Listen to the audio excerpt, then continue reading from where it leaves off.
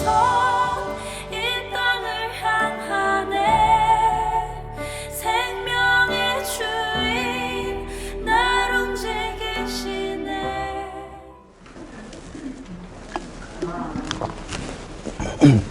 자, 하나님의 말씀 보도록 하겠습니다. 누가복음 1장 38절부터 48절까지 말씀입니다. 지난주 말씀하고 똑같죠? 예, 한 번 더 이 말씀으로 말씀을 전하려고 합니다. 저와 여러분이 교독하도록 하겠습니다. 누가복음 1장 38절에서 48절까지 말씀입니다. 제가 읽습니다. 마리아에게 이르되 주의 여종이 오니 말씀대로 내게 이루어지다 하매 천사가 떠나가니라.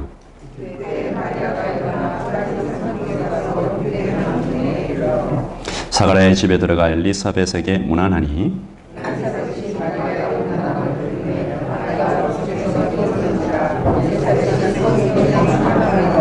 큰 소리로 불러 이르되 여자 중에 내게 복이 있으며 내 태중의 아이도 복이 있도다. 보라 내 문안하는 소리가 내 귀에 들릴 때 아이가 내 복중에서 기쁨으로 뛰놀았도다.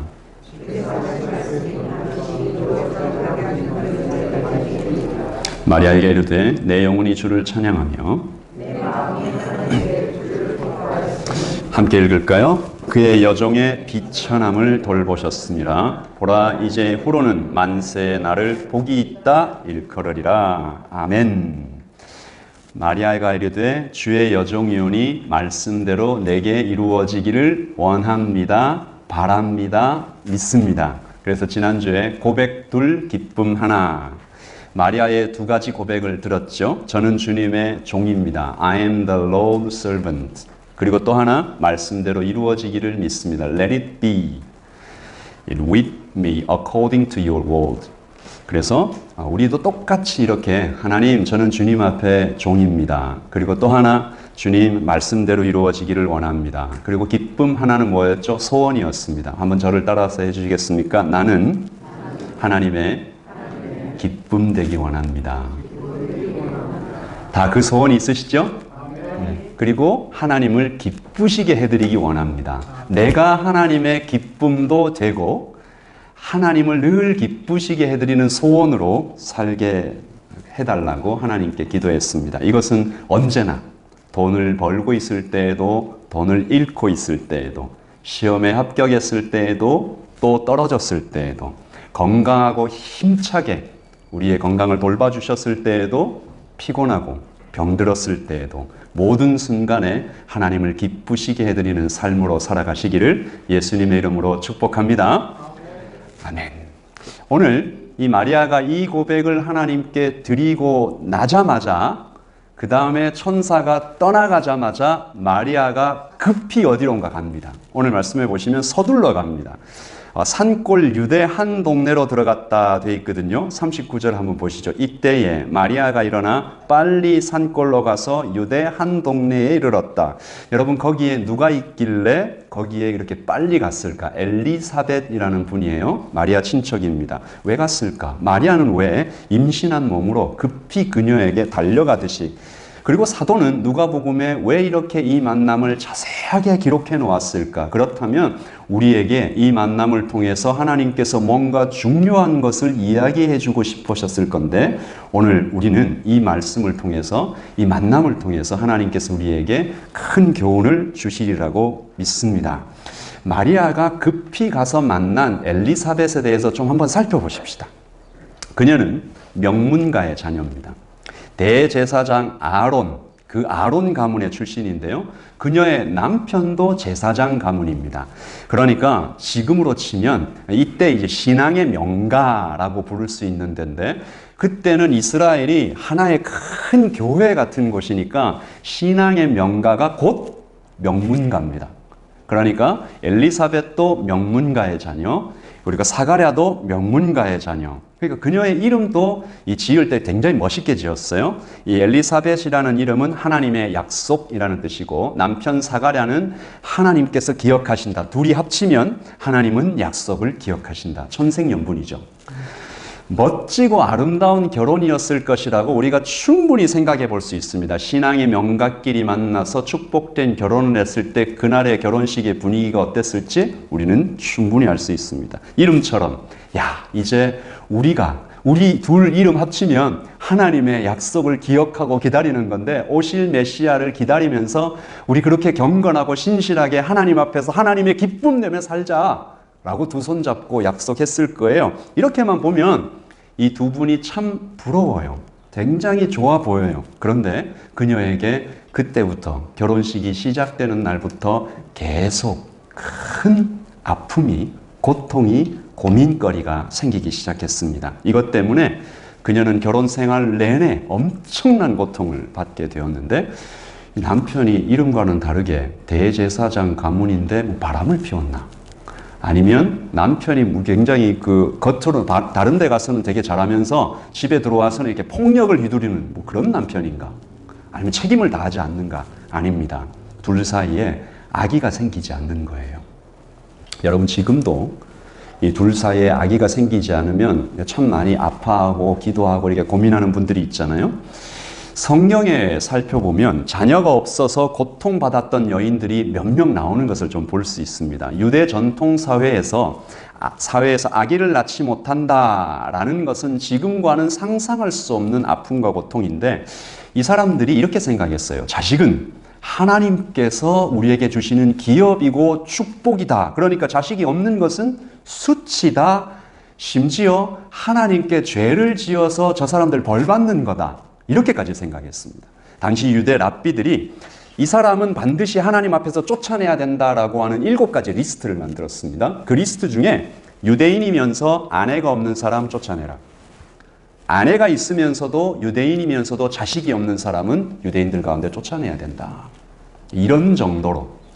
그래서 자식이 없을 때는 그 남편이 아내와 합법적으로 이혼도 할 수 있을 정도로 아기가 없다라는 것은 여인들에게 더 큰 고통으로 찾아왔습니다. 우리는 아브라함의 아내 사레가 울던 거 알고 있죠? 그리고 사무엘의 어머니 한나가 울던 장면도 봅니다. 특별히 성경은 한나가 성전에 들어가서 펑펑 울면서 하나님께 하소연했던 장면을 이렇게 기록하고 있습니다. 한나가 마음이 괴로워서 여호와께 기도하고 통곡하며 같이 읽어보죠.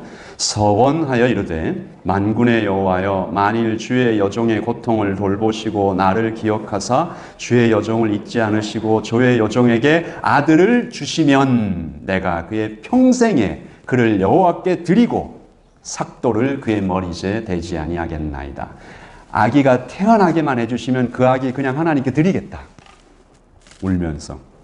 여러분 엘리사벳도 결혼 내내 이렇게 울었을까 통곡했을까 저는 이렇게 한번 생각해 봤어요. 하나님 앞에 나와서 하나님 왜 저의 고통을 왜 돌보시지 않습니까? 제가 하나님께 이 세상 사람들 얘기하는 것처럼 하나님께 무슨 잘못을 저질렀습니까? 왜 이런 아픔을 주시냐고. 하나님 제가 잘못해서 이 벌을 받아야 된다면 저한테만 좀 벌을 주시지 저 착하고 경건한 남편은 도대체 무슨 죄가 있습니까? 남편 사가랴가 굉장히 착한 사람이었던 것 같아요. 이혼을 요구하지 않습니다. 끝까지 남편으로서 제사장으로서 이 책임을 묵묵히 수행합니다. 이것이 엘리사벳의 마음을 더욱 무겁게 만들었을 거예요. 나가서 제사장의 임무를 이렇게 수행하는데 사람들이 수군수군하면서 이 남편의 명예가 자꾸 떨어져 가는 것이 내 책임인 것 같아서 미안하고 속이 상하고 하루 이틀 기도한 것이 아닙니다. 눈물로 보낸 세월이 무심하게 막 쌓여가다가 오늘 말씀에 보니까 드디어가 아니죠. 오랜 세월이 지나서 엘리사벳과 사가랴가 할머니 할아버지가 돼버렸어요. 그 말은 이제 아기를 낳을 수 있는 시간이 지나버렸다라는 것입니다. 여인의 몸으로서 아기를 잉태할 수 있는 시간이 지나버렸어요. 포기했습니다. 하나님이 안 주시려나 보다. 우리는 그냥 하나님께서 우리 안 사랑하시나 보다. 이렇게 포기하면서 하나님께 이렇게 불평을 막 드리면서 살고 있었을 것 같은데 성경은 이 사람들이 변함없이 충성했다. 그렇게 기록합니다. 오늘 말씀 누가복음 1장 6절입니다. 같이 읽어보죠. 이 두 사람이 하나님 앞에 의인이니 주의 모든 계명과 규례대로 흠이 없이 행하더라.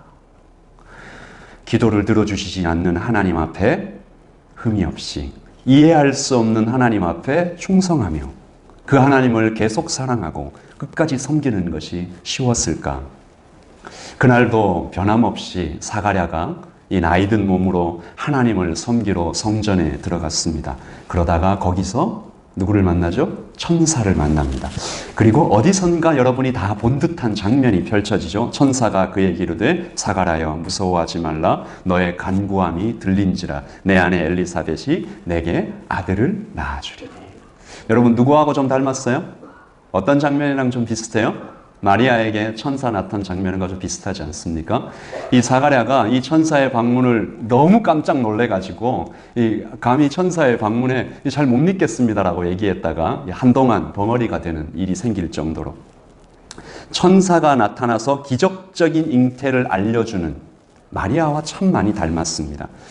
이제 마리아가 왜 그렇게 엘리사벳을 만나기 위해서 급히 달려갔는지 여러분 조금 감이 오실 것 같아요.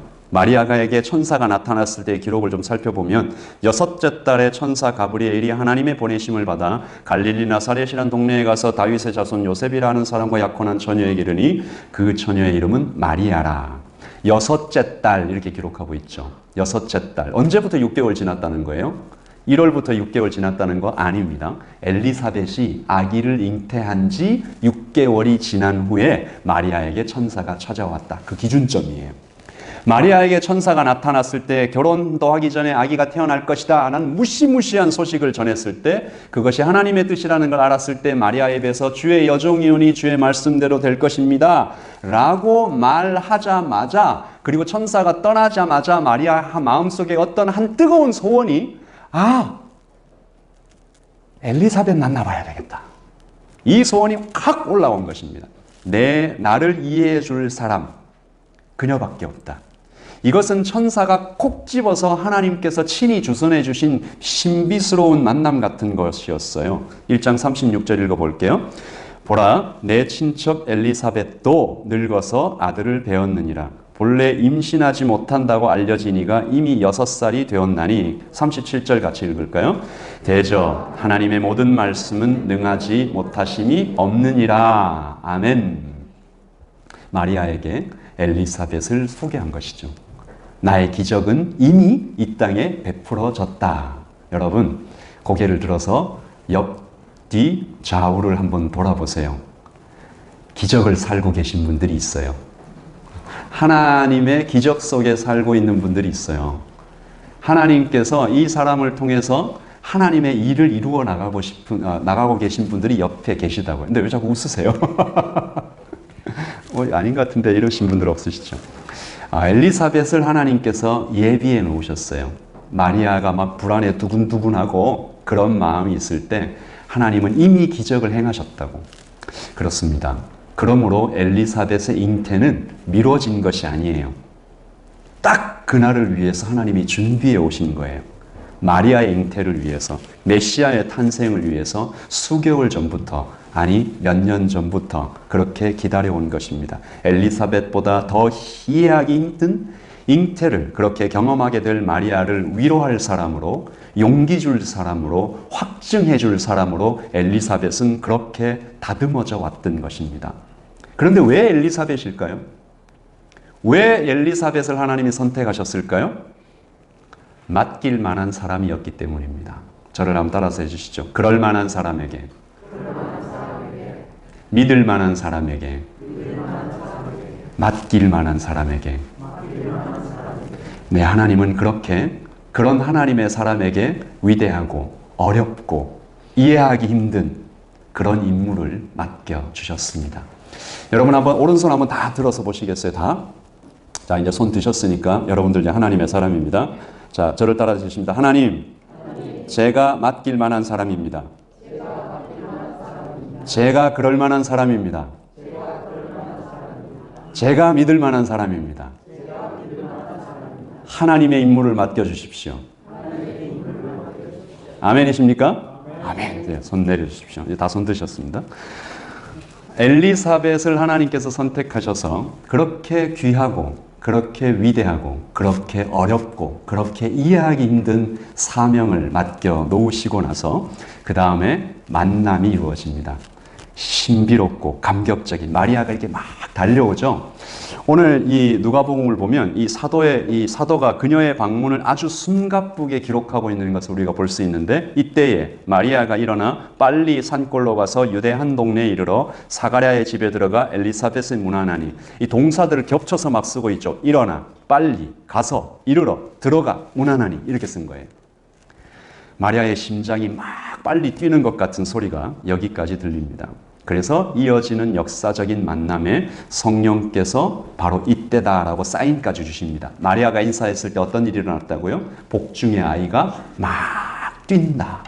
기뻐 뛴다. 이게 사인이었습니다. 이때 엘리사벳이 성령의 충만함을 받아 말하기 시작하는데, 여자 중에 내가 복이 있다. 내 태중의 아기도 복이 있다. 그 다음 구절이 굉장히 놀랍죠. 내 주의 어머니가 내게 나오니. 이건 사람이 할 수 있는 고백이 아닙니다. 내 주의 메시아의 어머니가 지금 내게 나오니. 이걸 어떻게 알았겠어요? 성령께서 알려주신 거죠. 지금 이렇게 들어오는 마리아는 자기 친척이에요. 그냥 친척인데 성령의 충만을 받으니까 메시아의 어머니가 내게로 온다. 그래서 그 마리아에게 막 확신을 줍니다. 믿으라. 자, 이 말을 듣고 나니까 당신은 내 주의 어머니이십니다. 당신 뱃속에 메시아가 계십니다. 당신은 가장 복된 사람입니다. 라고 말하니까 그제서야 마리아가 입술이 탁 열리더니 찬양을 시작합니다. 마리아가 이르되 내 영혼이 주를 찬양하며 내 마음이 하나님 내 구주를 기뻐하였음은 그의 여종의 비천함을 돌보셨습니다. 보라, 이제 후로는 만세의 날을 복이 있다 일컬으리라. 아멘. 마리아 이 찬양이 이루어졌습니까? 이루어졌습니다. 복음이 전해지는 모든 곳에 이 마리아의 아름다운 헌신이, 이 아름다운 믿음이 펼쳐나가는 것이죠. 그러므로 엘리사벳이 전한 이 하나님의 말씀이 마리아에게 얼마나 큰 위로와 힘이 되었는지 너무나 분명하게 볼 수 있는 것이 오늘의 말씀입니다. 저는 그래서 이 말씀을 통해서 이 말씀을 읽을 때 이 예담교회가 생각이 났어요. 가슴이 두근두근 거리는 만남이 예담교회 안에서 좀 일어날 수 있도록, 하나님의 기가 막힌 타이밍을 알아채는 사람들이 나오도록, 신비로운 지혜를 얻는 사람들이. 그래서 제가 오늘 설교의 제목을 지금 만나러 갑니다 이렇게 지었는데, 예담교회 안에 만나고 싶은 사람들이 많은 교회가 되면 참 좋겠다. 여러분에게 사업이 좀 힘들어졌어요. 그리고 자녀 문제 때문에 눈물이 좀 나는 일이 생겼어요. 몸이 아파요. 그러면 예담교회 그 사람이 이렇게 탁 떠오르는 엘리사벳 같은 사람. 그래서 만나고 싶은 사람이 많은 교회, 가고 싶어서 이렇게 마음이 좀 두근거리는 교회가 되면 참 좋겠다. 그 소원으로 이 말씀을 준비하였습니다. 그래서 오늘 저는 세 가지를 여러분과 함께 좀 나누려고 합니다. 만나고 싶은 사람은 어떤 사람인가? 가고 싶은 교회는 어떤 교회인가? 첫째, 같이 읽읍시다. 시작. 한결같은 사람이다. 여러분, 한결같은 사람, 그 사람은 우리가 좀 만나고 싶습니다. 그런 사람이 많으면 그 교회에 가고 싶죠.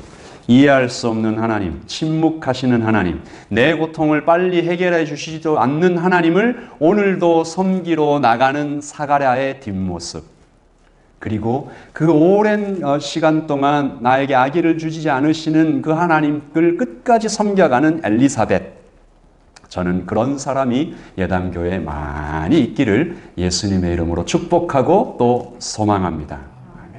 평생을 오직 하나의 소원을 위해서 오롯이 걸어가는 그런 사람이 되기를 원하는 것이죠.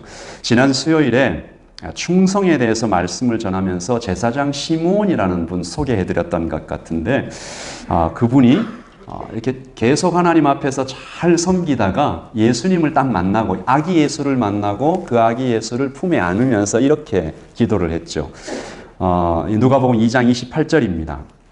시므온이 아기를 안고 하나님을 찬송하여 이르되 29절을 우리 같이 읽겠습니다. 시작. 주제여 이제는 말씀하신 대로 종을 평안히 놓아 주시는도다. 아멘.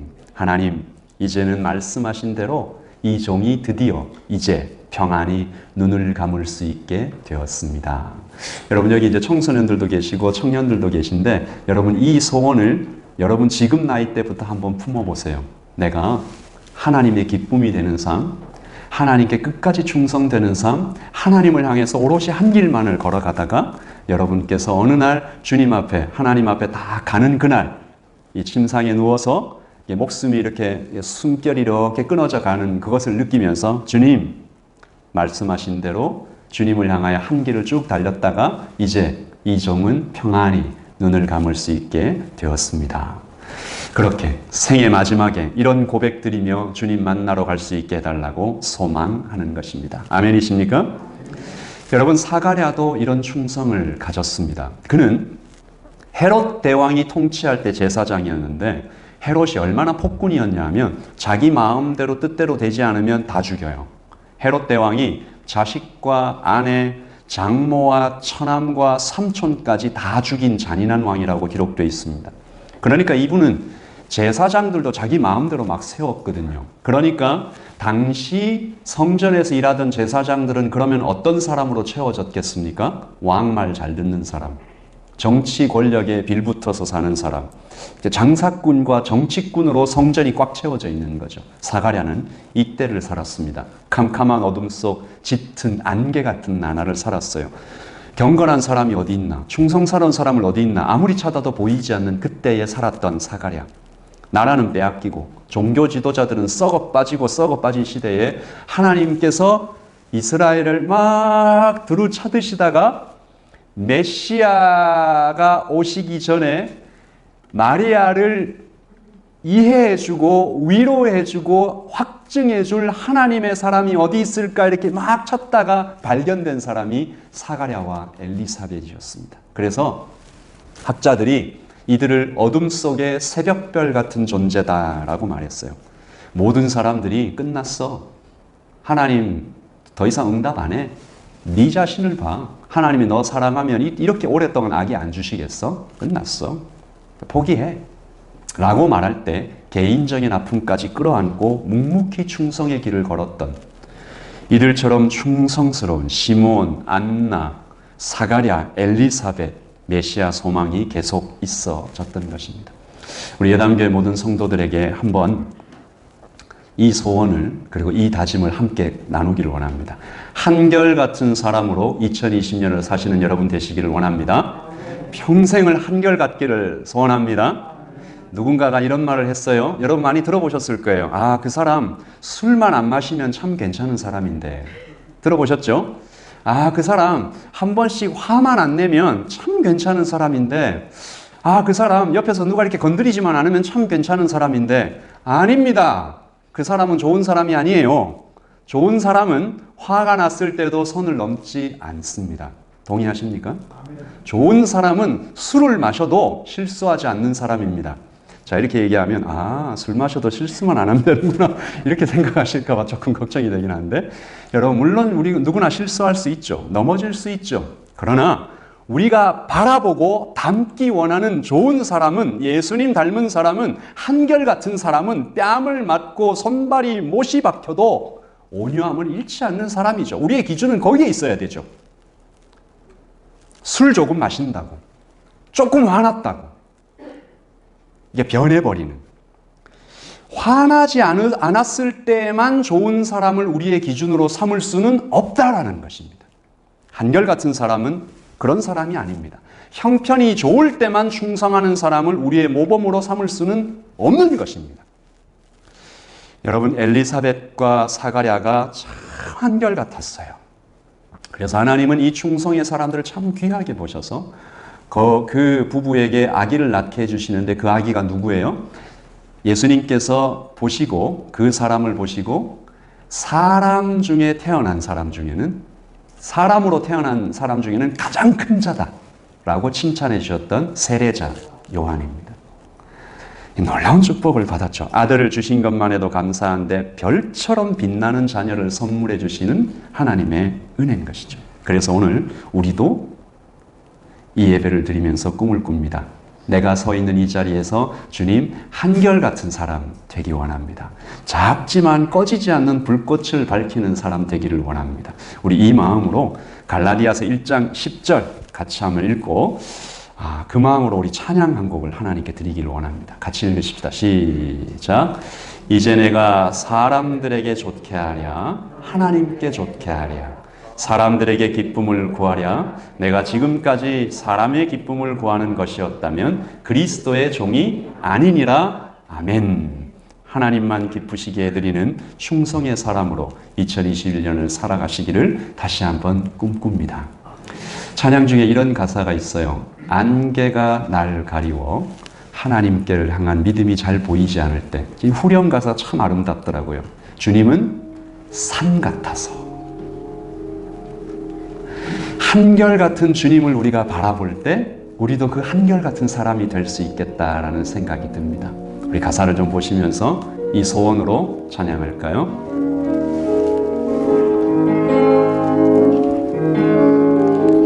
안개가 날 가리워 내 믿음은 들리려 할 때 나 주님께 나아가네. 주님은 산 같아서 여전히 그 자리에 계셔 눈을 들면 보이리라 날 위한 그 사랑. 주는 나의 도움이시며 주의 계획 영원하시네.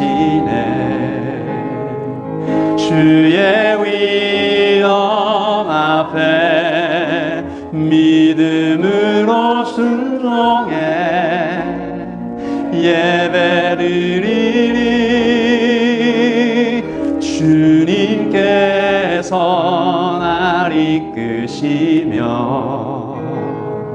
주가 항상 함께 하시네. 주의 사랑 안에 믿음으로 순종해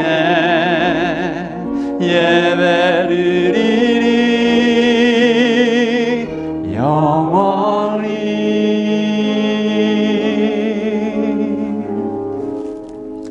주께서 산 같아서 변하지 않으시고 한결같기 때문에 우리가 주님께 달려가는 것이지 않습니까? 우리도 다른 누군가에게 옆에 있는 형제와 자매에게 한결같기를 다시 한번 소원합니다. 두 번째, 첫 번째 우리가 만나고 싶은 사람, 가고 싶은 교회는 한결같은 사람, 한결같은 교회였는데요. 두 번째 같이 읽어보죠. 시작. 공감의 사람, 공감해주는 사람, 공감해주는 교회입니다. 만나고 싶은 사람은 그래 해주는 사람입니다. 그 마음을 알아주는 사람입니다. 이렇게 막 분석하고 판단하고 해석하고 이런 사람이 아니라 같은 아픔을 나도 아파봤어. 같은 눈물을 나도 흘려봤어. 그래서 공감해주는 사람입니다. 여러분, 누가 이 세상에서 세상 사람 중에 마리아를 이해해 줄 수 있었겠어요? 성령으로 잉태되었다는 말을 누가 믿어주겠습니까? 애초에 진지하게 들어주기나 했을까? 오직 엘리사벳입니다. 천사의 방문을, 잉태의 약속을, 기적이 현실이 되는 것을 눈으로 봤던 사람, 그녀는 내 말을 들어줄 것이다. 예수님의 성품을 말할 때 공감이 빠지지 않는 이유가 바로 거기에 있습니다. 우리에게 있는 대제사장은 우리 연약함을 체휼하지 아니하는 자가 아니요. 같이 읽어보죠. 모든 일에 우리와 한결같이 시험을 받은 자로되 죄는 없으시니라. 아멘. 이 말씀은 간단합니다. 예수님은 우리의 모든 아픔을 다 겪어보셨다. 그래서 다 아신다. 이것은 전지하신 하나님께서, 모두 아시는 하나님께서 다 아신다, 이런 개념, 그런 개념이 아니라 하나님께서, 예수님께서 인간으로서 모든 것을 다 경험해 보셨다라는 것을 의미합니다. 언젠가 청년들과 함께 이 제자 훈련을 하다가 제가 질문을 한번 했어요. 예수님께서 이 땅에 사시는 동안 경험해 보지 못한 인간의 고통이 뭐가 있을까? 나는 겪었는데, 나는 겪을 것 같은데 예수님은 아마 이거 못 겪으셨겠지 라고 생각하는 거 뭐가 있을까라고 하니까 청년들이 뭐라고 했을까요? 실현당하는 거요 라고 말했습니다. 정말 그런가? 또 어떤 나이가 좀 있으신 그 사춘기 자녀를 둔 분은 이렇게 얘기하시더라고요. 자녀 양육요.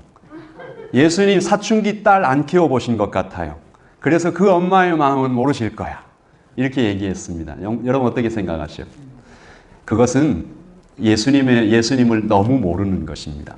여러분, 사람은 사랑의 단계를 정합니다. 친구, 애인, 가족, 지나가는 사람, 교회에서도 그러면 안 되는데 이 사람은 좀 친하고 저 사람은 덜 친하고, 그래서 사랑의 단계가 다 있어요. 대상에 따라서 사랑의 깊이와 무게와 빛깔이 모두 다릅니다.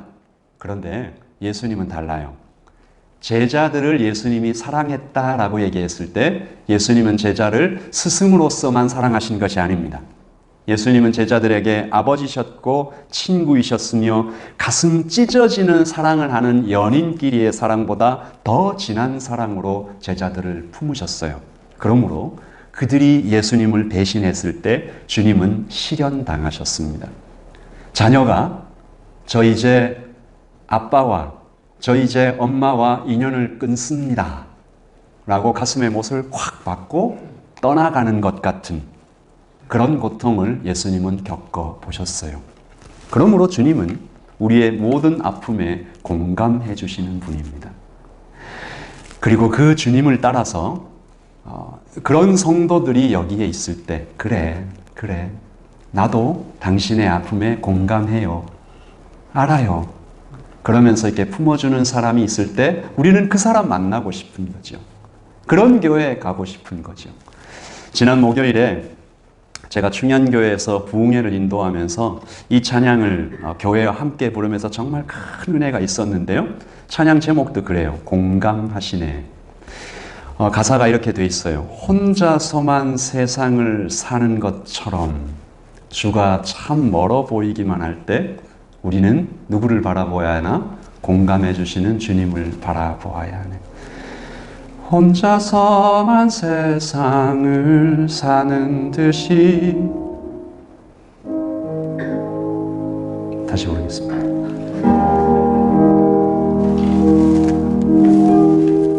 혼자서만 세상을 사는 듯이 주가 멀어 보이기만 할 때 우리는 바라보아야 하네. 우리에게 오셨던 그 주님을. 우리 같이 한번 찬양할까요? 혼자서만 세상을 사는 듯이 주가 멀어 보이기만 할 때 우리는 바라보아야 하네. 우리에게 오셨던 그 주님은. 주님이 우리의 아픈 마음을 아시네. 가까이서 우리의 아픔에 공감하시네. 우리 가운데 찾아오셨던 그 주님이 우리의 모든 상황에 공감하시네. 주님이 우리의 아픈 마음을, 주님이 우리의 아픈 마음을 아시네. 가까이서 우리의 아픔에 공감하시네. 우리 가운데 찾아오셨던 그 주님이 우리의 모든 상황에 공감. 우리 한 번만 더 찬양하십시다. 주님이 우리의 아픈 마음을 아시네. 가까이서 우리의 아픔에 공감하시네. 우리 가운데 찾아오셨던 그 주님이 우리의 모든 상황에 공감하시네. 아멘이십니까? 아멘. 마리아와 엘리사벳이 어떤 대화를 나눴을까 여러분 머릿속에 한번 그려보십시오. 손을 맞잡고 얼마나 힘들었어요. 처음엔 저도 그랬어요. 믿어지지 않을 때도 있었어요. 하지만 하나님이 살아계셔요. 하나님이 하실 거예요. 잊지 않으셨어요. 사랑하고 계심을 아십시오. 올해 모든 목장에서 이런 대화가 나누어지기를 원합니다. 그래서 가고 싶은 목장 모임, 만나고 싶은 사람이 가득한 거기에 가면 내 마음을 알아주는 사람이 있다. 상처 입은 치유자들이 있다. 한결같은 사람들이 있다. 따뜻하고 겸손하며 사랑하는 사람이 있다. 들어주는 사람이 있다. 내 이야기를 마음속 깊이 들어주는 사람이 있다. 그래서 급히 걸어오는 교회, 막 다급히 달려가는 목장, 모든 성도가 되시기를 예수님의 이름으로 축복합니다. 아멘. 마지막 셋째입니다. 만나고 싶은 사람은 하늘의 사람, 만나고 싶은 사람 같은 교회는 성령의 교회입니다. 여러분, 한결같은 사람, 한결같이 겸손하고 따뜻한 사람, 공감해주는 사람 언제나 만나고 싶죠. 하지만 바로 이것 때문에 그 사람이 겸손할 수 있는 것입니다. 바로 이것 때문에 한결같을 수 있고 바로 이것 때문에 공감할 수 있는 것입니다. 성령 충만한 사람입니다. 성령 충만한 사람만이 만나고 싶은 사람이 될 수 있습니다. 만나면 즐거운 사람, 만나면 재미있는 사람이 성령의 사람일 수 있지만 그것도 좋지만 성령의 사람은 만나면 하나님으로 채워지는 경험을 하게 됩니다. 여러분, 놀이기구를 탈 때 기분 좋잖아요. 좋은 경치를 바라볼 때 마음이 확 트이잖아요. 좋은 음식을 먹을 때 너무 행복하잖아요. 그런데 여러분 다 아시죠? 어느 순간 하나님으로 꽉 채워질 때 어떤 것과도 비교가 안 되잖아요. 그가 나와 똑같은 아픔을 겪었다라는 것만으로도 위로가 돼요. 하지만 그 아픔을 하나님과 함께 이겨냈다라는 것을 알게 되면 그 감동은 이루 말할 수가 없습니다. 그러므로 엘리사벳과 사가랴가 어떻게 충성할 수 있었을까? 굳은 의지였는가? 탁월한 지혜였는가? 철저한 계산이었는가? 이렇게 합리적인 판단이었는가? 아니지요. 저를 한번 따라서 해주시겠습니까? 성령님 때문입니다. 그들을 충성할 수 있게 해주신 분은 성령님 때문입니다. 아멘. 제가 혹시나 해서 말씀드리는데 그 엘리사벳과 사가랴가 이 아기를 잉태했을 때 그때만 성령 충만했다 이렇게 생각하시면 안 됩니다. 마리아가 찾아왔을 때만 성령 충만했다 이렇게 생각하시면 안 됩니다. 그들이 가지고 있던 성령 충만은 평생에 중단 없이 붙잡고 나가야 할 항해와 같은 것입니다. 오늘 말씀 누가복음 1장에 성령이라는 단어가 4번 등장하는데 첫 번째, 모태에서부터 성령 충만 받았다. 1장 15절이죠. 모태로부터 성령의 충만함을 입었다. 그리고 잉태되었다. 성령이 내게 임하시고 지극히 높으신 이 능력이 너를 덮으시리니 해산할 것이다. 셋째, 엘리사벳의 예언도 성령 충만함. 엘리사벳이 성령의 충만함을 입어 예언했다. 남편 사가랴도 67절 같이 읽어보죠. 시작. 그 부친 사가랴가 성령의 충만함을 입어 예언하여 가로되. 이 4번의 성령이라는 단어가 굉장히 독특하게 관사가 없이 사용됩니다. 그냥 성령이라는 단어만 사용되는 거죠. 그때만 그랬던 것이 아니다. The Holy Spirit이 아니고 그냥 Holy Spirit. 그때만 그랬던 것이 아니고 지금까지 계속 성령 충만했고 앞으로도 계속 성령 충만할 것이라는 것을 이 4가지 단어의 관사를 사용하지 함으로써 우리에게 얘기해 주는 것이죠. 그래야만 한다. 성령의 세밀한 역사 아래 진행될 것이다. 여러분, 만나고 싶은 사람, 가고 싶은 교회는 어떤 곳입니까? 성령의 사람이며 성령의 교회인 것입니다. 성령의 임재를 경험한 사람이 한결같을 수 있습니다. 여러분, 한결같다라는 것은 어쩌면 사람의 성품이 아닐 수가 있는 것 같아요. 성령 충만한 사람만이, 끝까지 성령 충만을 놓치지 않는 사람만이 한결같고 공감해주고 마음이 따뜻하고 겸손한 것입니다. 그래서 2021년에는 우리 주변에 엘리사벳이 많이 보이기를. 그 목장에 가면 엘리사벳 같은 사람이 있다. 그 목장에 가면 사가랴 같은 사람이 있다. 참 우리 목자님은 언제나 참 한결같으시지. 내가 무슨 말을 하면 그렇게 공감해 주시지. 그리고 무엇보다 우리 목자님은 성령 충만한 분이시지. 그에게 내 어떤 점을 말씀드릴 때 기도로 도와주시는데 하나님께서 함께 하심을 내가 느끼는 것 같아. 우리 모든 직분자들, 모든 목자들, 모든 사역팀장들, 그리고 모든 성도 되시기를 예수님의 이름으로 축복합니다. 그리고 마지막으로 모든 아버지들 되시기를, 모든 어머니들 되시기를, 모든 할아버지 되시기를, 모든 할머니 되시기를 다시 한번 예수님의 이름으로 축복합니다. 우리 같이 기도하십시다. 우리 세 가지 놓고 한번 기도하십시다. 만나고 싶은 사람 되고 싶습니다. 하나님, 한결같은 사람 되기 원합니다. 잘 들어주는 사람, 공감해주는 사람 되기를 원합니다.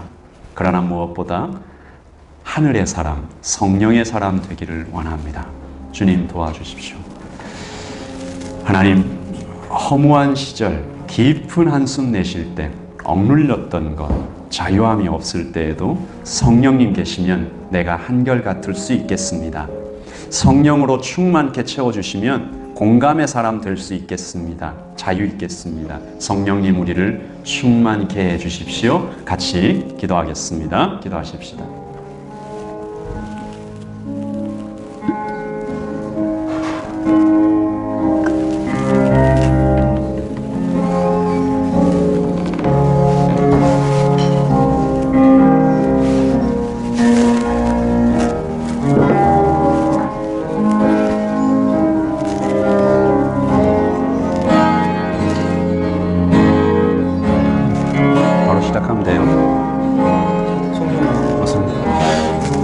함께 자리에서 일어나서 함께 찬양할까요? 무관시 저지할 때 깊은 한숨 내쉴 때 그런 풍경 보시며 가는 분네 고와 같이 너희를 버려두지 않으리 내가 너희와 영원히 함께하리라.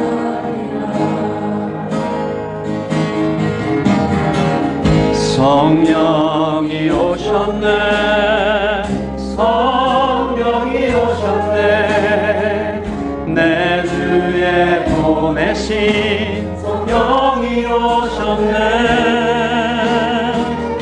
우리 인생 가운데 신이 찾아오셔서 그 나라 꿈꾸게 하시네. 억눌린 자 갇힌 자 자유함이 없는 자도 피난처가 되어주시는 성령님과 함께 성령이 계시네. 주의 영이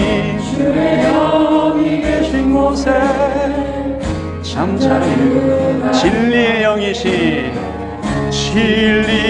영이신 성령이 오셨네. 성령이 오셨네. 성령이 오셨네. 내 주에 보내신 성령이 오셨네. 우리 인생 가운데 신이 찾아오셔서 그 나라 꿈꾸게 성령이 오셨네. 성령이 오셨네. 성령이 오셨네. 성령이 오셨네. 내 주에 보내신 영이 오셨네. 우리 인생 가운데 신이 찾아오셔서 그 나라 꿈꾸게 하시네. 우리 인생 가운데 신이 찾아오셔서 우리 인생 가운데 찾아오셔서 그 나라 꿈꾸게 하시네. 주님의 시선